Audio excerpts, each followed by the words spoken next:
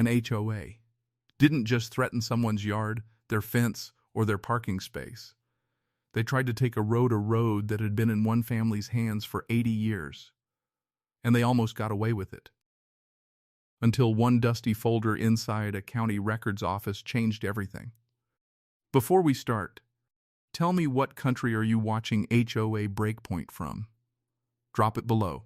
Let's see how many countries are watching these HOA stories, and if you've ever watched an HOA think they can push someone around, you're going to want to stay with us. Subscribe to HOA Breakpoint now, because the next story might be even crazier than this one. We're building our first 1,000 members, and I want you here when we hit it. Let me paint the picture for you. Somewhere in rural America, there's a property that's been in the same family since the 1940s. We're talking 3 generations. Grandparents who worked the land, parents who built on it, and grown kids who still live there today. Not a mansion. Not a luxury estate. Just home. And connecting that home to the main road? A private gravel lane, narrow, maybe a quarter-mile long, that the family has used, maintained, and owned since before most of the neighbors were even born. Now fast forward to the early 2000s. The surrounding area starts developing. Subdivisions pop up.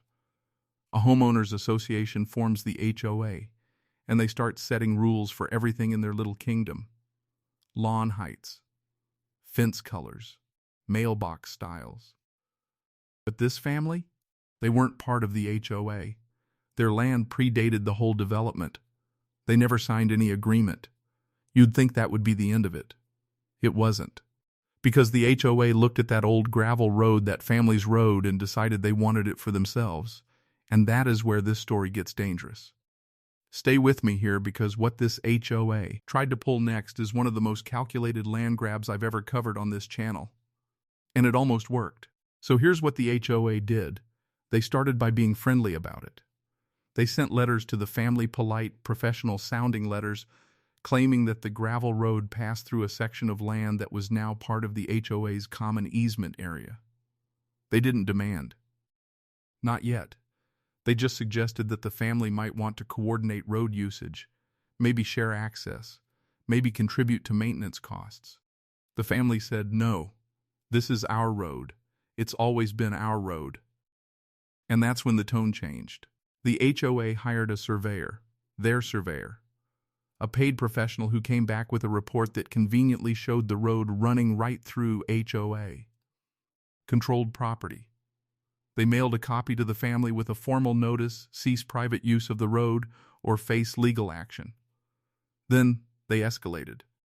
They had bollards installed at one end of the lane, actual physical barriers blocking the family's access to their own driveway. They claimed it was temporary while legal matters were being resolved. The family couldn't get in or out of their home without going around, adding nearly 20 minutes to every trip. Imagine that. Your family's land, your road, your 80 years of history, and suddenly you can't even get home without a detour. And remember that county records folder I mentioned at the very start? We're getting there. Don't go anywhere. Now here's where the family did something most people in their position don't do. They didn't panic. They didn't write an angry letter back. They didn't go to social media, at least not yet. They went to the courthouse.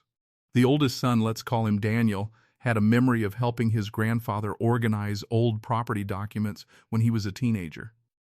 He remembered thick envelopes, handwritten deeds, and a lot of paper that seemed ancient even back then. He didn't know exactly what was in those files, but he knew they existed. So he started digging. First stop, the family home, where his mother had kept a filing cabinet in the back bedroom that hadn't been opened in years. Inside, he found old tax receipts, handwritten correspondence, and this is critical, a deed of conveyance from 1943 that referenced the road by name. By name. It was listed as a private access lane, deeded to the family's ancestor as part of the original land purchase. But that alone wasn't enough. Deeds can be contested. Surveys can be challenged. The HOA, as lawyer, would argue their version of events just as loudly. Daniel needed something more, something official, something public that even the HOA's attorneys couldn't walk back. He needed the county records. And I want you to hear me clearly. What Daniel found inside that county records office didn't just settle a property dispute. It buried the HOA as entire legal argument before it even got to court. Daniel drove to the county recorder's office on a Tuesday morning. He wasn't a lawyer. He wasn't a private investigator. He was just a man who knew that the truth had to be written down somewhere. Because that's how land works in America. Every deed, every transfer, every easement, it all gets filed. It all gets stamped.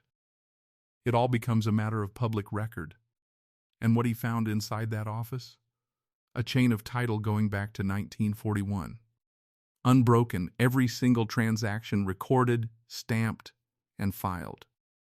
The road appeared in the original plat as a privately held access lane, with a notation that it was excluded from any future community or municipal claim. That notation was added deliberately. Daniel's grandfather had apparently worked with an attorney back in the 40s who saw development coming and built legal protection into the original deed language. The HOA's common easement area didn't exist in 1943. The HOA itself didn't exist until 2002. Their surveyor had mapped the road as part of their jurisdiction, but the county's own records, 60 years of them, showed that was factually, legally, and historically impossible. Daniel walked out of that office with certified copies of 12 documents. He called his family's attorney from the parking lot. And remember those bollards the HOA put up? What happened to them next is something I think you're really going to enjoy. The family's attorney filed a motion for injunctive relief, basically asking a judge to order the HOA to remove the bollards immediately while the case was decided.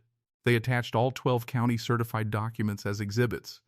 The HOA's legal team filed a response. It was aggressive.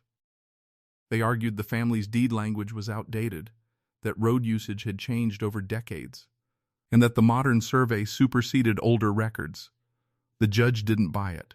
Within 2 weeks, the court issued a temporary injunction. The bollards came down. The family's road access was restored immediately, pending a full hearing. But the HOA still hadn't given up. They pushed for a full trial, banking on the fact that most families in this situation run out of money before they run out of lawyers. What they didn't count on was that the family wasn't doing this alone anymore. The county itself had gotten involved because if the HOA's survey was wrong about this road, it could be wrong about other properties too. This is the moment the whole thing flipped. Because when a county government decides your HOA is rewriting history, that's not a neighborhood dispute anymore. That's a problem with a paper trail. The full hearing lasted 3 days. The county's own records department submitted a formal affidavit confirming that the road had been classified as private property in every public filing since 1943, and that no easement, transfer, or community claim had ever been recorded against it. The HOA's surveyor was called to testify. Under cross-examination, he admitted he had not reviewed the original plat documents before conducting his survey. He had worked only from current boundary maps, which didn't include historical notations. The judge ruled in the family's favor. Completely, not only was the road confirmed as private family property, but the HOA was ordered to pay the family's legal fees, remove any claims from their community documents, and issue a formal written acknowledgement that the road had never been part of their jurisdiction. 80 years of history, confirmed, 3 generations of family, protected, and 1 HOA. That learned the hard way that you cannot rewrite a record that the county already wrote for you. That's the story of the road that an HOA tried to take and the family that went to a records office and shut the whole thing down with documents older than most of the people involved. If this story hit different for you, drop a comment below. Tell me, what do you think the HOA was really after? Road access? Or something bigger? And if you haven't subscribed to HOA Breakpoint yet, do it now. We're just getting started, and the stories only get wilder from here.